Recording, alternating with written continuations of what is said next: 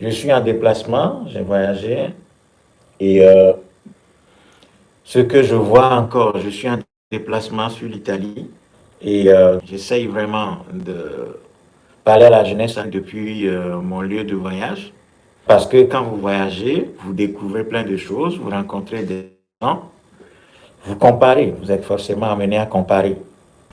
Et quand vous comparez la situation des autres pays, peuples avec la nôtre, eh bien, vous découvrez des choses qui vous énervent, qui vous frustrent et qui, de toutes les façons, doivent vous pousser à réfléchir sur vous-même, dans le calme.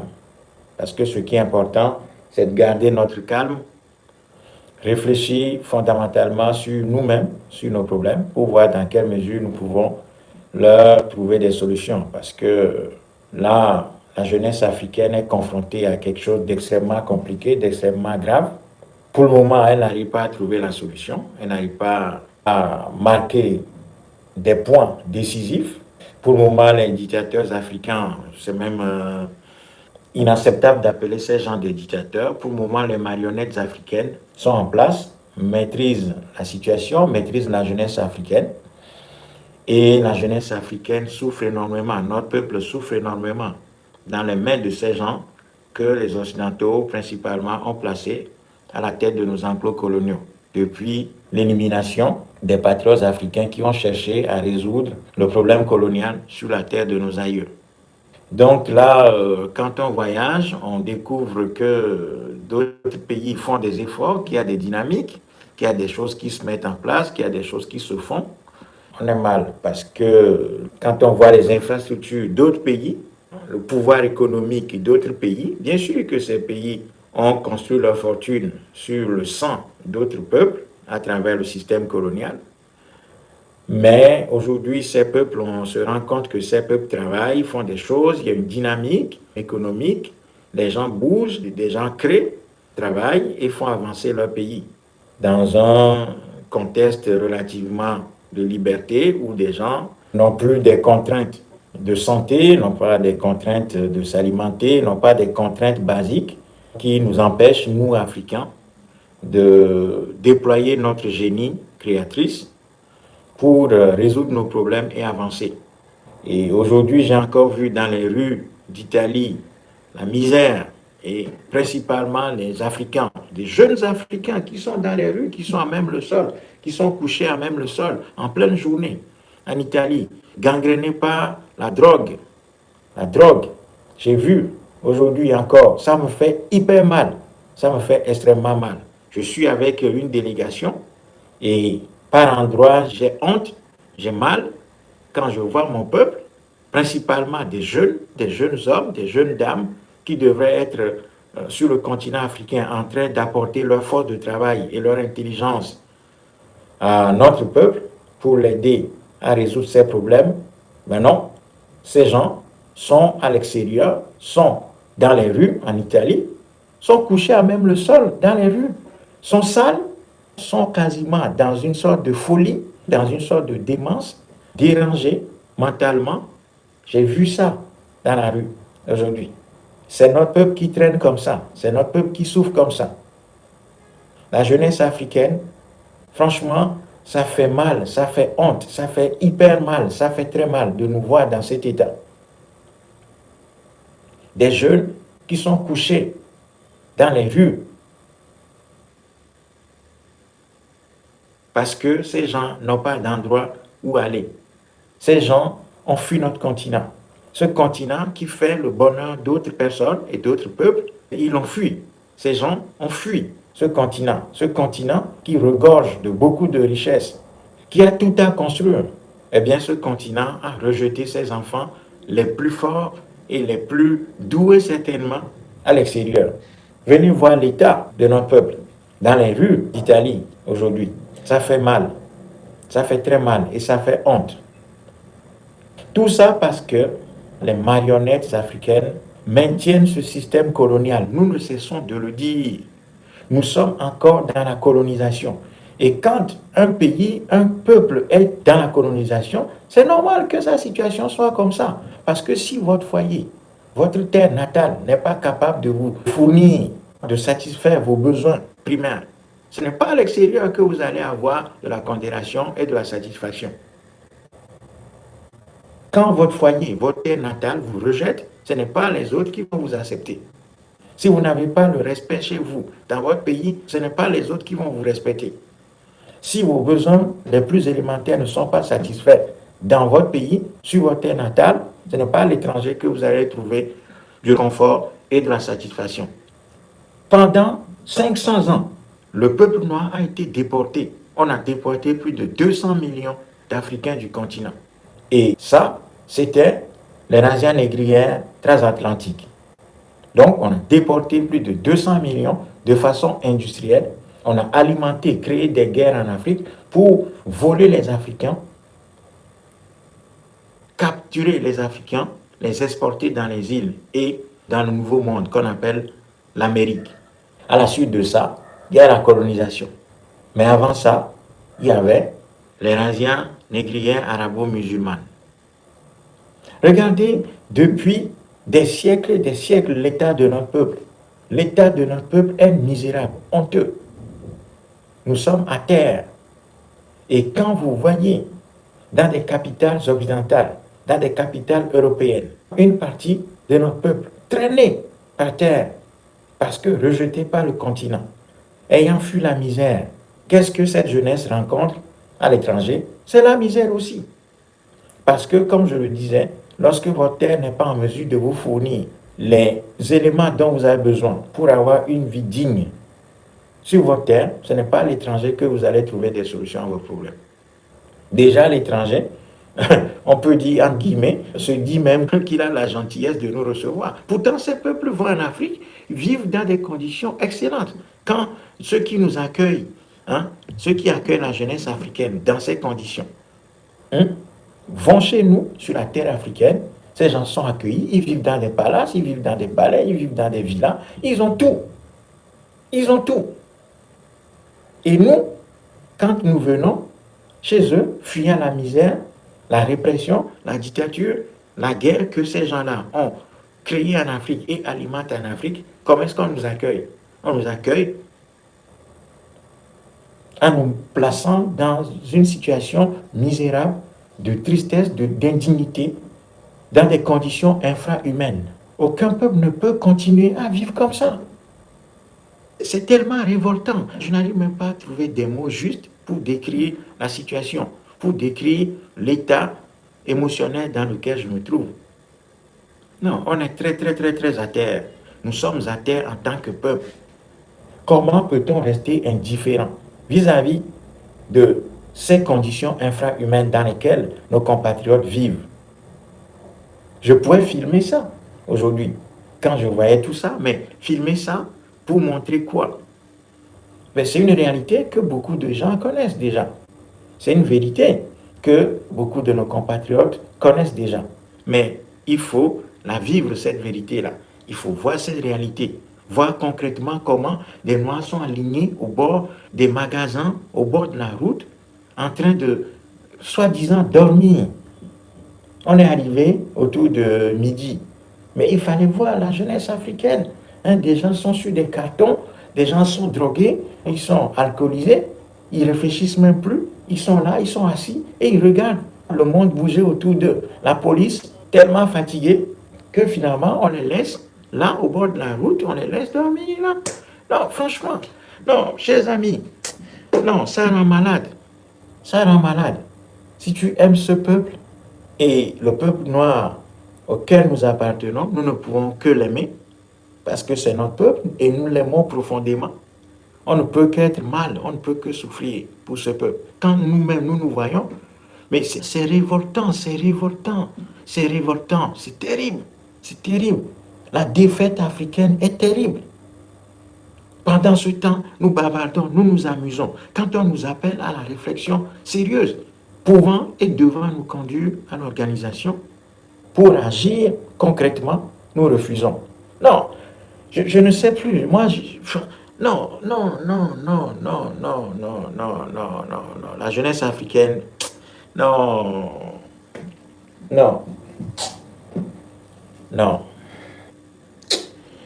Non.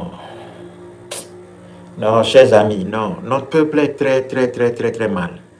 Et ça, c'est la situation à l'étranger. Mais sur le continent même, ce qui est notre maison, notre terre mère, la terre mère africaine. Mais si vous voyez la situation de la jeunesse africaine, des gens sont malheureux, tristes, misérables. Nous sommes misérables sur notre propre terre. Hein? Comment est-ce qu'un peuple peut accepter vivre comme ça? Comment est-ce qu'un peuple peut accepter vivre comme ça? Et au lieu de réagir, nous sommes là à inventer des proverbes pour camoufler notre incompétence, notre couardise, notre indifférence, notre peur poltronne, notre refus de nous organiser. Nous le cachons sous des proverbes disant « une mauvaise vie vaut mieux que mourir ». Nous trouvons des proverbes pour cacher notre misère et notre incapacité à nous organiser pour faire face à nos problèmes. L'Italie est un pays désorganisé depuis des années, un pays qui connaît des crises politiques à répétition. L'Italie est un pays qui connaît une difficulté économique, qui a un problème de gouvernance.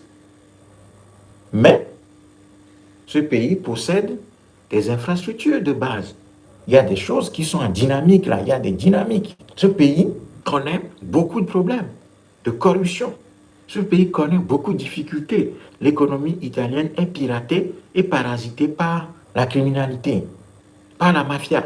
Mais il y a quand même une base. Les peuples sont éloignés de la misère la plus cruelle. Mais ce peuple a quelles ressources? Ce pays, l'Italie, a-t-elle plus de ressources que le continent africain? Est-ce que l'Italie a plus de ressources que nos pays, soi-disant? Non. La gouvernance est tout dans la vie d'un pays. Les dirigeants, la direction est tout dans la vie d'un peuple. Voilà pourquoi le Mortra ne cesse d'insister sur le changement absolu de direction en Afrique. Pas seulement de direction, parce que c'est la direction qui va changer le cadre africain. On le voit au Mali, quand il a suffi que Assimi Goïta vienne au pouvoir pour que une dynamique se mette en place, une dynamique de libération et une dynamique de reconstruction du pays se mettent en place. Donc, nous ne pouvons pas laisser les dictateurs africains au pouvoir, les regarder détruire, continuer la destruction coloniale de nos pays. La terre africaine a tout pour faire du peuple noir le peuple majeur de l'histoire, parce que nous avons tout. Toutes les richesses sont chez nous. Nous avons l'un des peuples les plus jeunes aujourd'hui sur la planète. Mais les Occidentaux ont réussi à nous coloniser par nos propres frères et nos propres sœurs qu'ils ont formés, qu'ils ont dressés contre le peuple noir. C'est là que nous avons tous les problèmes. Donc la jeunesse africaine ne peut pas continuer comme ça. Parce qu'en continuant dans cette désorganisation, dans cette incapacité à s'organiser, à se prendre au sérieux et à prendre au sérieux nos problèmes, nous sommes en train de prolonger notre état de servitude, de miséreux, notre état d'esclave. Pendant que les dirigeants africains, soi-disant, vivent bien, font la fête, sont dans leur tour d'ivoire, protégés par une... Chers amis, je suis désolé. C'est la connexion qui n'est pas bonne. Je savais que la connexion n'était pas bonne. Mais vu la souffrance, vu la douleur que j'ai voulu absolument discuter avec vous. Parce que, non, chers amis, je suis fatigué. Physiquement, je suis fatigué. Je souffre énormément. Physiquement, je suis fatigué. Mais dans ce combat qui dure, qui perdure, il n'y a pas de place à la lassitude. Même si physiquement nous sommes fatigués, nous devons retrouver des ressources pour continuer. Ça fait des années que je voulais arrêter ce combat. Faute de résultats. Faute d'enthousiasme. Faute d'adhésion. Ça fait des années que nous menons ce combat. Très jeune, j'ai dédié ma vie à ce peuple. Depuis mes plus jeunes âges, je les ai consacrés au peuple noir. Je me suis sacrifié. Je n'ai jamais voulu adhérer à ce système, malgré les promesses et les tentatives de récupération. Je n'ai jamais voulu trahir mon peuple. Mais honnêtement, quand je vois le résultat, depuis 20 ans, non, sans rien regretter, je me dis quand même que nous sommes un peuple compliqué et nous avons intégré la défaite. Nous avons intégré la défaite. Et il n'y a rien de pire qui puisse arriver à un peuple, son acceptation de la défaite. Nous avons intégré la défaite. Rien ne nous fait honte, rien ne nous fait peur, rien ne nous touche. Nous avons développé de la cuirasse. Nous avons développé une capacité à supporter toutes les douleurs et toutes les hontes qu'on nous inflige, toutes les indignités. Nous supportons tout ça. Vous allez aux États-Unis, si vous voyez la situation des Noirs, c'est terrible. Vous allez en Russie, la situation des Noirs est terrible. Vous allez en Asie, en Inde, tous ceux qui sont noirs là-bas, ils vivent comme des animaux. Partout, la situation des Noirs est honteuse, misérable. Haïti, qui est la première république noire, allez regarder la situation là-bas. Et nos dominateurs disent que si les Noirs sont comme ça, c'est parce qu'ils sont maudits, que nous sommes la race maudite, que nous sommes des descendants de Tcham et que nous sommes naturellement un peuple sauvage qui n'a pas d'intelligence. Ça a été expliqué depuis le XIVe siècle. Hein. C'est comme ça qu'on a expliqué la situation des Noirs. Or, tout ça c'est faux. Ce n'est pas dans la nature des Noirs que d'être des esclaves. Ce n'est pas dans nos ADN d'être un peuple bordélique. Ce n'est pas dans l'ADN des Noirs d'être un peuple miséreux. Ce n'est pas dans notre ADN, ce n'est pas écrit dans nos gènes que nous sommes appelés à être faibles et à être des serviteurs éternels des autres. C'est faux tout ça. Notre situation est historique. Ce n'est pas des épreuves, ce n'est pas un mécanisme historique fortement planifié, organisé, qu'on nous a sortis de l'histoire. On nous a fait la guerre et on continue de nous faire la guerre. Mais nous-mêmes, nous ne le savons pas. On nous livre la guerre au quotidien, mais nous-mêmes, nous ne le savons pas. Nous sommes en guerre de manière permanente. Mais quand vous êtes en guerre de manière permanente et que vous ne le savez pas, que vous n'avez pas organisé la riposte, je n'arrive même pas à trouver mes mots pour vous parler, tellement que c'est honteux. En Occident, où les Noirs préfèrent quand même vivre parce que leur foyer africain est devenu dangereux pour eux. Notre foyer africain est devenu mortel pour nous. Notre foyer, notre maison, notre propre maison, qui devait être un endroit de sécurité, de bonheur et de grandeur pour nous, est devenu un endroit dangereux de mort, de meurtre, de souffrance et de petitesse pour nous. Voilà pourquoi notre peuple cherche absolument à fuir. Même ceux qui ont été déportés dans les îles et en Amérique, beaucoup, la majorité écrasante, ne souhaitent pas revenir en Afrique parce qu'ils voient très bien la situation en Afrique. Il y a beaucoup qui ne veulent même plus être identifiés au continent africain. Certains parmi eux nous en veulent à nous qui sommes restés sur le continent pour soi-disant les avoir vendus. Et d'autres, par honte, ne veulent pas entendre parler de l'Afrique, ne veulent pas qu'on leur colle l'adjectif d'Africain. Parce que c'est tellement honteux. Être africain, c'est honteux. Pourquoi? Parce que on nous a fait la guerre, on nous fait la guerre de manière permanente et nous sommes défaits. Qui veut s'assimiler aux gens défaits? Qui veut s'assimiler aux gens battus? Qui veut s'assimiler aux échoués? Personne. Donc, nous sommes un peuple aujourd'hui dont la situation n'est pas du tout enviable. Et dans ces conditions, tous les appels que nous lançons, tout ce que nous faisons, ça fait des années. Le Moltra, nous avons essayé d'être dans une dynamique. Le peu d'argent que j'ai gagné, j'ai mis ça au service de cette communauté. Je voyageais J'allais de capitale en capitale pour mobiliser la jeunesse africaine de la diaspora, essayer de lui parler, de la conscientiser, de l'amener à l'organisation. Parce que nous avons toujours cette faiblesse d'être dans la désorganisation totale. Alors que la guerre devient de plus en plus dure contre nous. Nous n'arrivons à répondre à rien, à aucun des défis qui nous sont imposés. Mais aujourd'hui, quand je regarde par derrière, quand j'essaie de voir le parcours, le résultat de tous ces efforts, mais les jeunes d'ailleurs qui m'appelaient, qui me faisaient venir dans leur ville, dans leur pays, aujourd'hui, tous ces gens ont disparu. C'est-à-dire que l'effort sur la durée, c'est quelque chose qui nous fait peur. Nous n'aimons pas être constants. Nous n'aimons pas la rigueur. Dès qu'on essaie de nous pousser à la rigueur, à la discipline, au travail bien fait, à la conscience, sur la durée, non.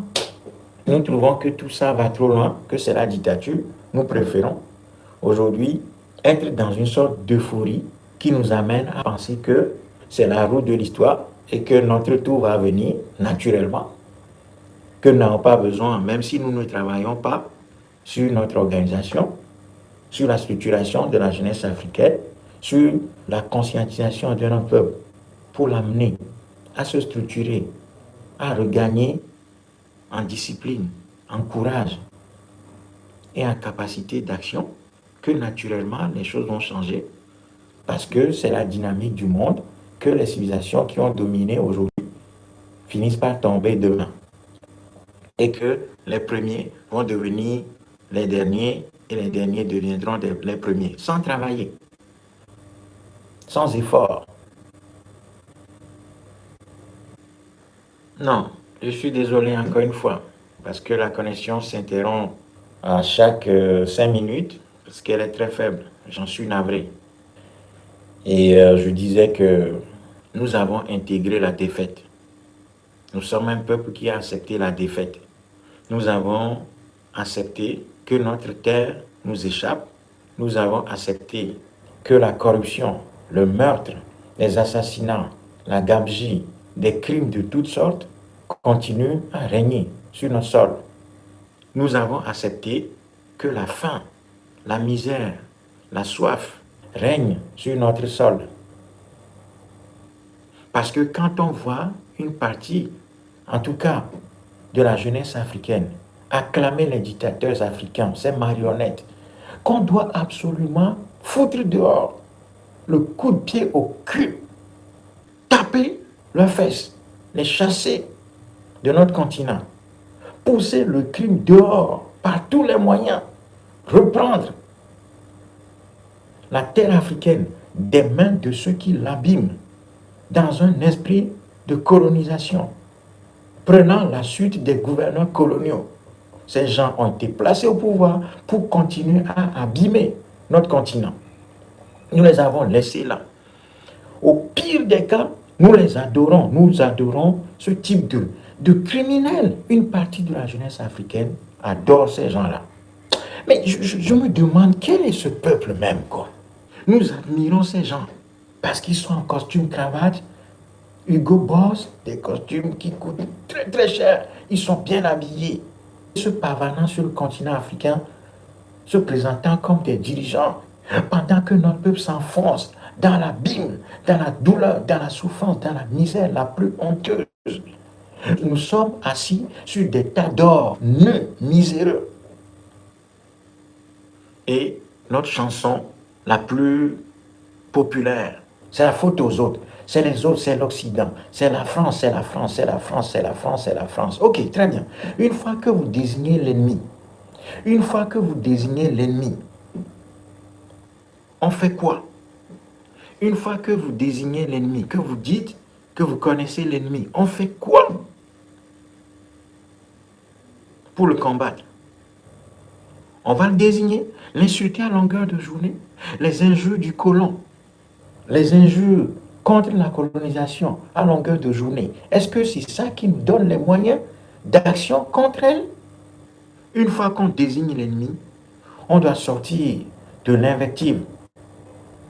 et travailler concrètement sur notre organisation. J'étais à la place du GP Garibaldi cet après-midi parce que j'ai parlé beaucoup de fois dans mes vidéos de Garibaldi. Garibaldi, c'est le père de la Renaissance italienne, de la libération de l'Italie et de la reconstruction de l'Italie avec Cavour. J'étais à la place Garibaldi. La place Garibaldi, elle est juste à côté. C'est à 100 mètres de mon hôtel. J'étais allé là-bas. J'ai pris des photos que je vais publier sur la page Facebook. Je me suis recueilli là-bas sous un chaud soleil cet après-midi. J'étais là-bas, je réfléchissais sur le combat.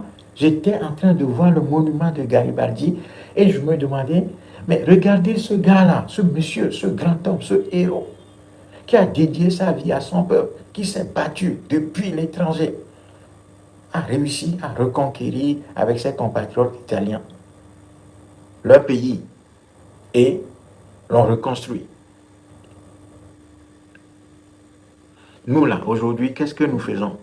Nous disons que nous sommes des panafricanistes et puis bon, on s'habille maintenant du panafricanisme et puis, ok, une fois qu'on se dit panafricaniste, quelle est l'étape suivante? Regardez la situation actuellement au Tchad. Le peuple est massacré. J'ai vu les images. J'ai demandé à voir les images du Tchad actuellement. Les populations sont égorgées, détruites, des gens sont cassés. On tue des gens terribles. Quand j'ai demandé des images et des audios, on m'en a envoyé. Dans les appels à l'aide, les Africains du Tchad n'ont pas lancé d'appel aux panafricanistes. Pas parce qu'ils ne savent pas que des panafricanistes existent. Non, non, ils savent très bien qu'il y a des panafricanistes. Mais ils sont conscients que ces panafricanistes, c'est du blabla.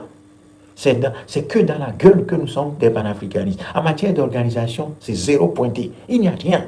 Donc, les compatriotes du Tchad sont lucides, n'appellent pas les panafricanistes à l'aide parce qu'ils savent qu'il n'y a aucune organisation concrètement dite sur le terrain pour leur venir en aide. Et à qui les compatriotes du Tchad lancent des appels à l'aide? C'est à l'ONU. J'ai les audios où ils demandaient que, bon, il faut que l'ONU leur vienne en aide. Ce qui est une hérésie parce que l'ONU, c'est notre ennemi.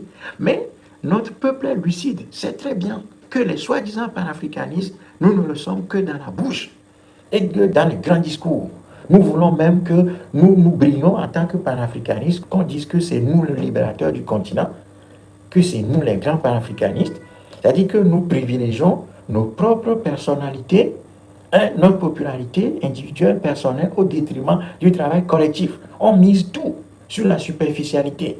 Les panafricanistes, soi-disant, misent tout sur la superficialité, brossant la jeunesse africaine dans le sens du poil pour pouvoir lui arracher des applaudissements et des j'aime et des partages sur Facebook.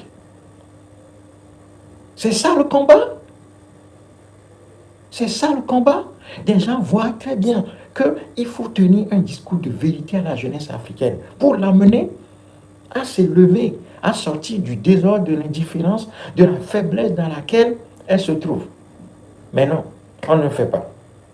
On ne veut pas responsabiliser la jeunesse africaine parce qu'on craint de perdre sa popularité, le panafricanisme 2.0.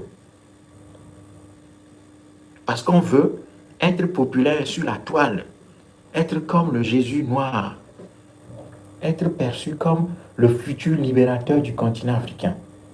Chacun fait son petit show pendant que le collectif est très faible. Quand quelqu'un nous dit la vérité, nous l'isolons. Notre discours est très impopulaire parce que nous appelons la jeunesse africaine à prendre ses responsabilités. Notre discours est impopulaire, on l'écarte, on ne veut pas nous écouter, des gens ne nous mettent nulle part, ils ne nous citent pas, même s'ils piquent beaucoup de choses de chez nous. On nous a écartés de tout parce que notre discours sort de l'ordinaire. Nous ne brossons pas la jeunesse africaine dans le sens du poil. Et notre discours ne se résume pas à jeter l'anathème sur nos dominateurs matin, midi, soir. Parce que nous avons fait ce parcours depuis des années. Nous avons identifié nos ennemis, nos adversaires, nous les connaissons. Et ce que nous disons, c'est qu'une fois que nous avons découvert ce qui est notre problème, quelles sont les causes de nos problèmes, de nos situations, nous devons nous organiser, prendre nos responsabilités, nous structurer, nous donner les moyens pour faire face, payer le prix de notre liberté. Une fois que tu passes À cette étape-là, une fois que tu lances cet appel, tu deviens populaire. Une fois que tu dis que c'est à la jeunesse africaine de prendre ses responsabilités, arracher l'Afrique des mains de ces marionnettes maboules, guignols, qui l'abîment à la suite des gouverneurs coloniaux, eh bien, tu deviens populaire. Et ceux qui nous disent que bon, maintenant, Poutine va venir, le dollar va disparaître et que l'Occident est en train de s'affaiblir, donc soutenons nos dirigeants dans ce qu'on appelle le changement de partenaire stratégique sur la scène internationale. En gros, aidons nos dirigeants, soutenons-les à aller embrasser Poutine au lieu de continuer à être des marionnettes des Occidentaux. C'est ça, c'est ce discours-là qui a pignon sur rue et qui plaît. Alors que ce discours-là ne va pas nous sortir de nos problèmes.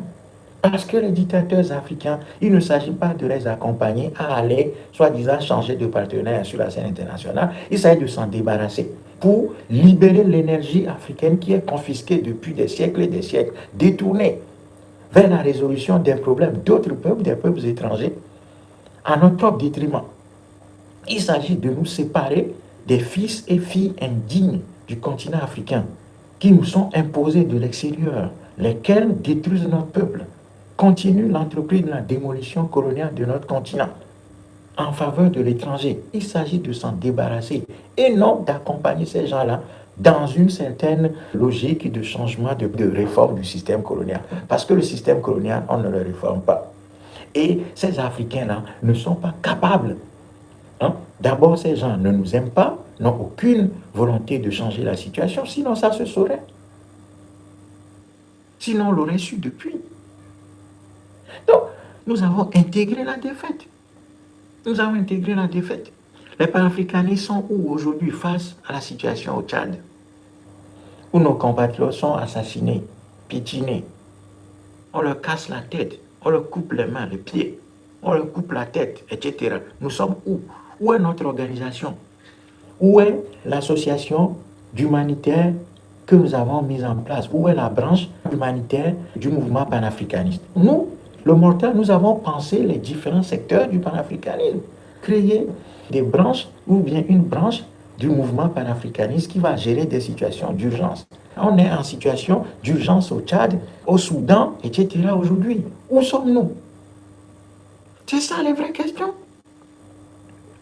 Quand nous avons pensé tout ça, nous avons écrit il y a plusieurs années, 2012-2013 par là, que nous devons organiser le panafricanisme de telle sorte que nous devons avoir différents départements. Mais comme nous n'avons pas les ressources humaines, comment est-ce que nous pouvons organiser tout ça?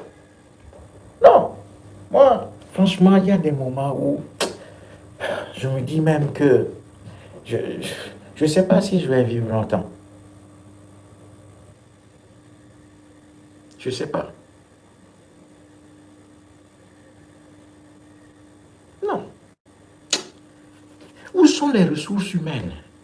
Où sont les Africains conscients de la situation et qui harcèlent, par exemple, un mouvement comme le Mortra pour l'amener à venir vous visiter? Vous nous réunissez des gens, même 2-3 personnes, parce que l'organisation commence par 2 personnes là.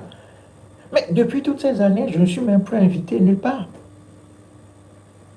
Le Mortra n'est plus invité nulle part. On a l'impression que nous sommes un peuple mort, nous sommes tétanisés. Et vous voyez nos situations aussi bien sur notre continent qu'à l'étranger, nous sommes tellement affaiblis. Et nous sommes tellement affaiblis. Et ces faiblesses, nous les avons transformées en crème avec laquelle nous nous sommes embaumés. Ça ne nous fait plus rien. Notre conscience est tétanisée. Notre conscience est tétanisée. Nous n'avons plus mal. Nous ne ressentons plus la douleur d'appartenir à un peuple défait. Nous avons accepté cette défaite-là. Et nous avons confirmé la souffrance, la mort, le meurtre, le crime, la soif, la misère dans sa forme la plus révoltante. Une misère qui aurait révolté même un troupeau de moutons là. La honte, la misère, la souffrance qui aurait pu révolter même des moutons, ça ne nous révolte pas. Ça ne nous alimente pas. Ça n'alimente pas notre colère. Une colère froide qui doit nous amener à nous organiser pour résoudre les problèmes. Nous avons intégré cette défaite-là. Nous fonctionnons avec la défaite, l'indiscipline, la légèreté dans tout. Tu parles aux Africains, ils te rient au nez. Tu parles de leur situation, ils ne viennent pas. Tu les appelles, ils ne viennent pas. Mais quand tu dis que c'est la fête, tout le monde est présent. Tu veux parler de la situation africaine aux Africains, ils disent « Oh, on sait tout ça, mais nous, ça ne nous intéresse pas. » Si vos propres problèmes ne vous intéressent pas, c'est que vous êtes mort, vous êtes condamné à la mort. Voilà pourquoi notre peuple reste petit. Notre peuple reste petit. Notre peuple reste à la place qu'on lui a assignée. La place d'un peuple relégué dans la marche du monde. Les Noirs sont devenus en Europe des promeneurs de chiens, des gens qui lavent des assiettes pour les autres, des gens qui font le lit des autres, des gens qui nettoient les chiottes des autres, des gens qui nettoient et qui font les soins aux personnes âgées. Notre peuple lave les assiettes des autres. Notre peuple va nettoyer, balayer les rues des autres. Notre peuple va promener des chiens des autres. Notre peuple va ramasser les ordures dans les trains pour les autres. C'est ça l'avenir et le devenir de notre peuple, chers amis. C'est ça la vocation de notre peuple. Oh! Le peuple noir est devenu le serviteur de tout le monde. Nous repassons les habits des autres. Et après, nous venons dire, regardez, nous sommes des pharaons. Nous avions l'électricité avant tout le monde. Nous avions ceci. Nous sommes des pharaons. Nous nous vantons. Vanité de vanité. Nous nous vantons sur rien. Nous nous vantons sur le cadavre d'un passé qui a été tué. Nous nous vantons sur la faiblesse, la vantardise. Le noir aime se faire voir alors qu'il n'est rien. Personne ne le respecte. On nous a sortis de l'histoire. On nous a infligé la défaite. Nous avons accepté cette défaite-là. Et nous aussi, nous venons dire, il faut nous respecter. Nous avons des droits. Il faut que ceci, cela.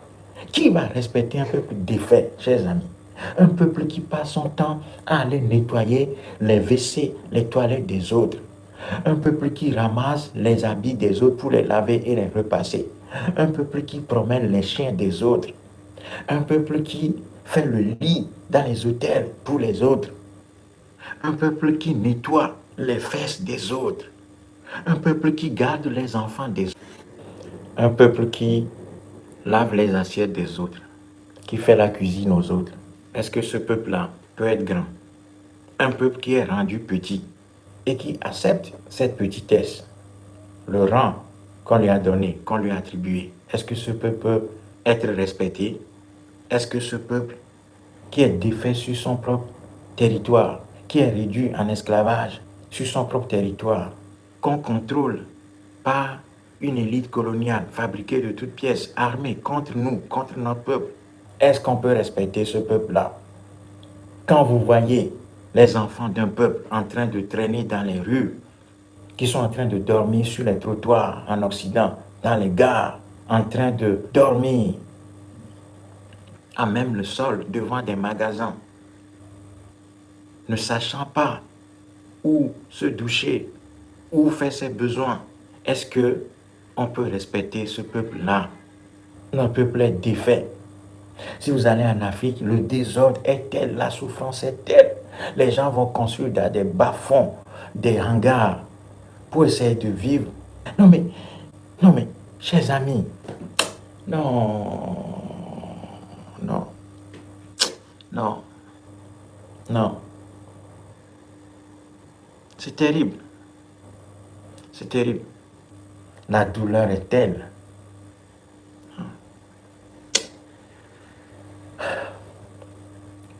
La jeunesse africaine doit absolument se lever. Se lever. Ne plus baisser les yeux. Ne plus accepter ces situations de défaite qui nous confinent, qui nous cloîtrent dans la souffrance, dans la misère, dans la tristesse, dans la fuite. De sorte que nous n'envisageons même plus notre avenir sur le continent africain. Un peuple qui n'envisage plus son avenir sur ses propres terres. Parce que sa terre ou ses terres lui sont mortelles, constituent un danger mortel pour lui. Eh bien, ce peuple est condamné là, mes amis. Ce peuple est condamné. La puissance d'un peuple commence par sa propre terre. La puissance d'un peuple, la grandeur d'un peuple commence par la possession de sa propre terre. Chasser les gouverneurs coloniaux qui lui sont imposés. Détruire les instruments de la souffrance qui lui sont imposés sur ses propres terres d'abord. Ce n'est que comme ça qu'un peuple gagne, devient grand et impose le respect. Si sur vos propres terres, vous êtes des esclaves, on vous maîtrise, on vous humilie, on vous tape, vous avez conservé tous les maux de l'humanité, toutes les maladies qui ont été détruites ailleurs, sévissent en Afrique. Des conditions infrahumaines dans lesquelles nous vivons continuent. Le bordel est devenu une seconde nature pour nous. Nous l'avons accepté, nous l'avons intégré, nous fonctionnons avec. Personne ne respecte quoi que ce soit, ni la parole, ni les rendez-vous donnés. Quand on se donne rendez-vous pour 6 heures, des gens viennent à 11 heures, à midi, ou ne viennent même pas, et ne s'excusent même pas. Tout est bordélique. Les médecins ne font pas leur travail. Les enseignants ne font pas leur travail. Chacun fuit ses responsabilités. Tout est fait à la légère, majoritairement. Même si ce n'est pas tout le monde qui est comme ça. Mais majoritairement, les dirigeants africains ont fait ressortir le côté négatif de l'homme noir. Le côté barbare, sauvage, animal de tout notre peuple est ressorti parce que nous avons des dirigeants qui eux-mêmes sont pourris et alimentent cette pourriture-là. Le système colonial a fabriqué des gens qui nous a imposés. Et ces gens nous plongent dans le chaos, dans le désordre, alimentent ça. Et nous avons accepté ça. Nous avons peur. La peur est devenue quelque chose de partagé très largement aujourd'hui en Afrique. Les courageux sont vus comme de dangereuses personnes, actionnant la révolte, appelant la révolte. C'est-à-dire que nous sommes arrivés même à détester ceux qui nous conscientisent et ceux qui nous forment, ceux qui veulent notre bien. Nous sommes arrivés à un moment où nous avons inversé les rôles. Nos dominateurs sont vus comme nos amis, nos libérateurs, et nos vrais amis, nos propres frères, qui nous sortent le tocsin, qui nous poussent à l'organisation et à l'action, sont vus comme des dangereuses personnes qu'il faut fuir, qu'il faut écarter, qu'il ne faut pas écouter. C'est ça la réussite de ce système. C'est-à-dire positionner l'Africain contre lui-même. On nous a positionnés, on nous a dressés contre nous-mêmes. Et nous acceptons quelque part. Parce que nous avons intégré ces mécanismes-là avec lesquels nous fonctionnons. Non, chers amis, ça ne peut pas continuer. La jeunesse africaine doit retrouver son esprit et son courage. La jeunesse africaine doit imiter, doit copier nos ancêtres, les courageux, les combattants, venger leur mémoire. Parce que nous aimons citer Sankara, Lumumba, Olympio et tout ça, très bien.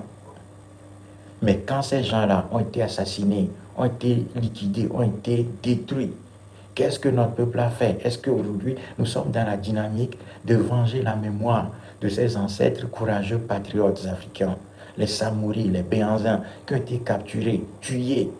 Est-ce que nous sommes dans la dynamique de nous organiser pour venger leur mémoire et reconquérir la terre africaine pour la reconstruire, pour que nos enfants ne puissent pas connaître l'humiliation et la situation que nous autres nous connaissons? Quel est notre effort pour aller vers la reconstruction de l'Afrique, pour éviter à nos enfants la honte, l'indignité dans laquelle nous vivons aujourd'hui nous-mêmes? Quelle est la gravité que nous avons acquise durant toutes ces années, devenir un peuple sérieux, une jeunesse sérieuse, éloignée de tous les divertissements, de tous les amusements? Qu'est-ce que nous montrons comme dynamique? comme dynamique d'organisation vers la structuration. Qu'est-ce que nous montrons, qu'est-ce que nous mettons concrètement en place pour nous rapprocher les uns des autres et travailler véritablement sur notre organisation? Alors que tous les maux de la terre nous assaillent, la jeunesse africaine peut-elle continuer à s'amuser? Peut-elle continuer à rire de tout? Peut-elle continuer à rêver de l'extérieur? Peut-elle continuer à vouloir abandonner la terre africaine? Est-ce que la jeunesse africaine doit continuer à rêver d'un ailleurs? Est-ce que l'école coloniale doit continuer sur la terre africaine? Jusqu'à quand? Jusqu'à quand allons-nous mourir du paludisme? Jusqu'à quand allons-nous mourir de toutes les maladies, même les plus bénignes, qui sont éliminées ailleurs? Jusqu'à quand allons-nous vivre dans cette misère?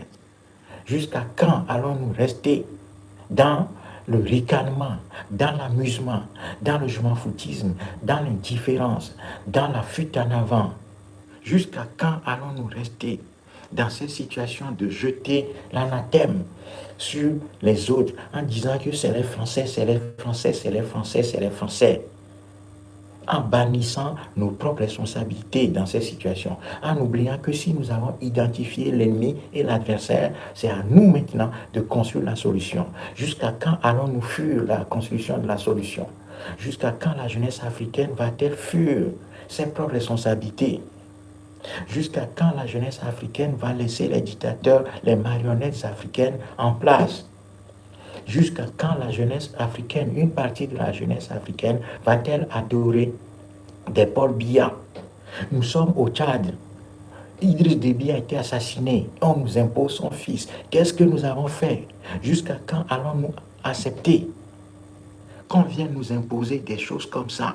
Et le fils d'Idriss Déby, aujourd'hui, est dans une posture de soi-disant dirigeants africains devant nous tous. Nous sommes témoins, nous sommes là. Jusqu'à quand allons-nous laisser des gens comme Ali Bongo au pouvoir en train de nous humilier? Jusqu'à quand allons-nous laisser les Paul Biya, les Fonya Singbe, les Alassane Ouattara faire la loi sur la terre de nos ancêtres? Comment pouvons-nous accepter cette petitesse sur une aussi longue durée? Chers amis, que chacun se pose la question, jusqu'à quand? Que chacun s'interroge, se demande quel avenir nous allons laisser à nos enfants, quel monde nous allons laisser à nos enfants, quelle Afrique nous allons laisser à nos enfants, quel chemin traçons-nous à nos enfants, quel est le chemin que nous sommes en train de tracer à nos enfants. Est-ce que la question, c'est de construire des maisons, des villas, etc. pour nos enfants dans la servitude, dans l'esclavage? Ou bien notre rôle, c'est de leur donner, transmettre un continent plus que jamais libéré, avec un agenda de sa reconstruction? Que chacun s'interroge. Le train est à disposition. Le mouvement pour la libération totale et la reconstruction de l'Afrique est à disposition. Si vous nous cherchez, vous allez nous trouver. Que chacun s'interroge.